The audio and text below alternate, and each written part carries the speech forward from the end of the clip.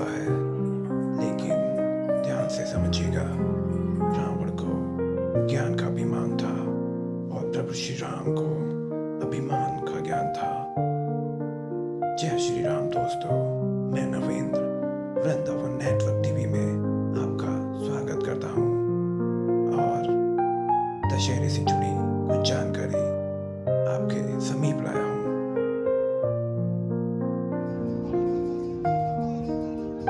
दशहरा क्यों मनाया जाता है, इसकी जानकारी के लिए इस वीडियो को पूरा देखें और लाइक करें। अगर इस चैनल पे आप नए हैं तो चैनल को सब्सक्राइब करना ना भूलें और बेल आइकन जरूर दबाएं।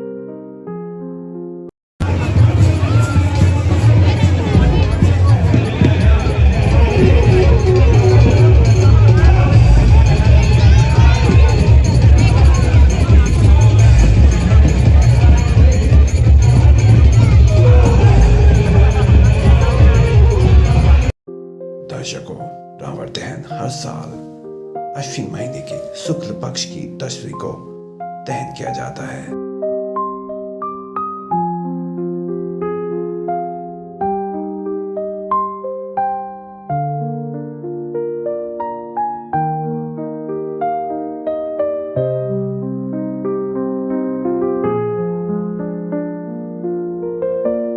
दर्शकों, इस दिन दशहरा या विजयदशमी का त्योहार मनाया जाता है। रावण दहन के पीछे की वजह यह है कि भगवान राम ने त्रेता युग में अश्विन मास के शुक्ल पक्ष की 10वीं तिथि पर रावण का वध करके माता सीता को उसके चंगुल से छुड़ाया था।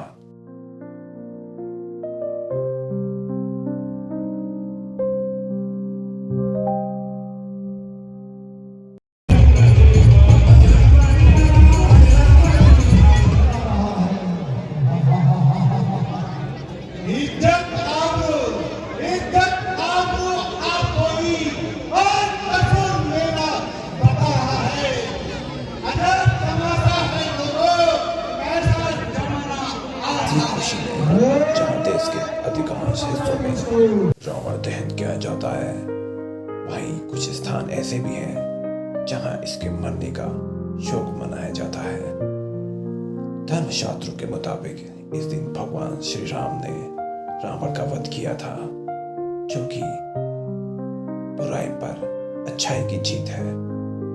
इस दिन असत्य पर सत्य की बुराई पर अच्छाई की जीत का प्रतीक माना जाता है। इस जगहों पर रावण का पुतला नहीं चलाया जाता, बल्कि उसकी पूजा की जाती है। आगरा में संपूर्ण ब्राह्मण समाज उसकी पूजा करता है।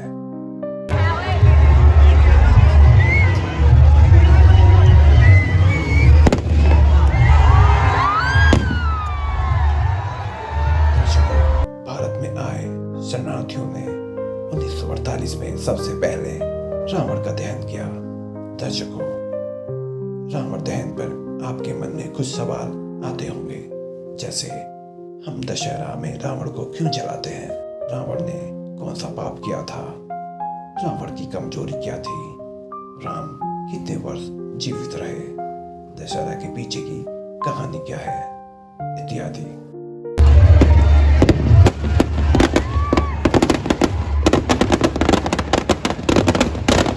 प्रश्न का उत्तर, हम दशहरा में रावण को क्यों जलाते हैं? रावण ने हनुमान जी की एक न मानी और अपनी मौत का नियंत्रण दे डाला।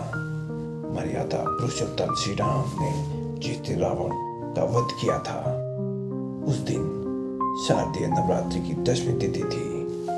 राम ने 9 दिन तक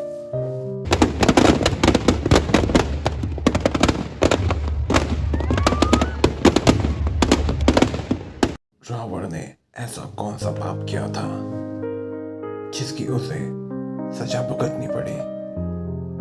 एक बार विश्व विजय के लिए रावण स्वर्ग पहुंचा, जहां उसने रंभा नाम की अप्सरा को देखा। रंभा नलकुंबे की पत्नी थी। रावण ने उसके साथ बलात्कार किया, जिसके कारण नलकुबेर ने उसे श्राप दिया। घमंड और अहंकार रावण की कमजोरी थी।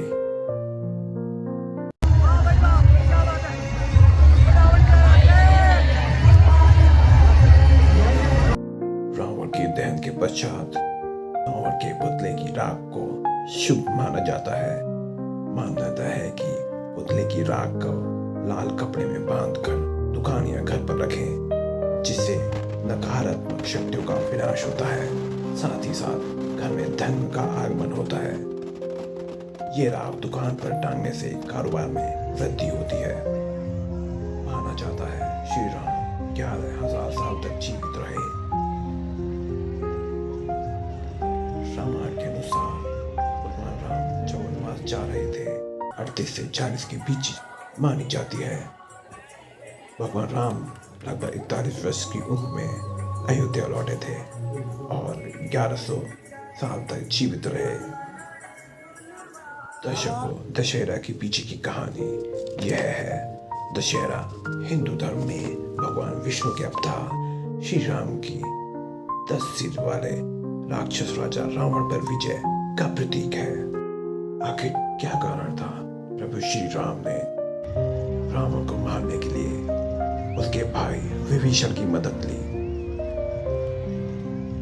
तो बता दे दोस्तों, रावण एक प्रसिद्ध ब्राह्मण था और परम तपस्वी था तो नहीं था, लेकिन उसे मारना असंभव था।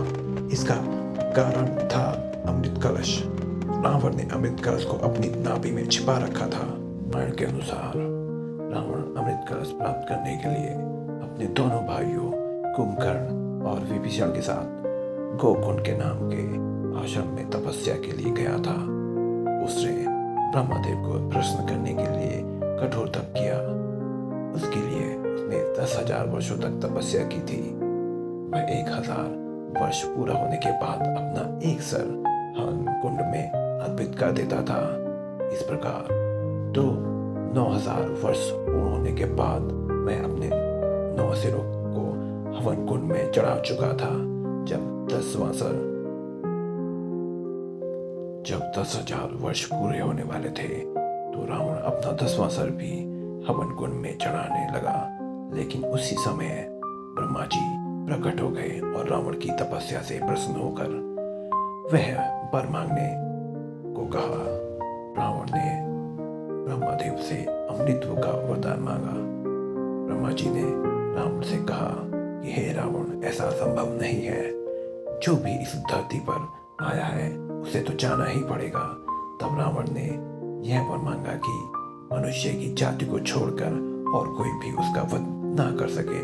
ब्रह्मा जी ने रावण को वरदान देते हुए उसके सारे कटे हुए सरों को भी वापस कर दिया। यह वरदान ऐसा ही बना रहे। इसलिए ब्रह्मा जी ने रावण की नाभि में अमृत कुंड स्थापित कर दिया। अब रावण की मृत्यु तभी संभव थी जब उस कलश का अनंता को राजा दशरथ ने अंग देश के राजा रोमपद को सौंप दिया था। असल में राजा रोमपद की शादी रानी कौशल्या की बहन से हुई थी। दोनों दंपति निसंतान थे। जब राजा रोमपद अपनी रानी के साथ अयोध्या आए तो उन्होंने अपने दुख का कारण राजा दशरथ को बताया। यह सुनकर देवी कौशल्या और राजा दशरथ बहुत दुखी हुए और उन्होंने अपनी कन्या शांता को राजा द्रौपद को सौंप दिया।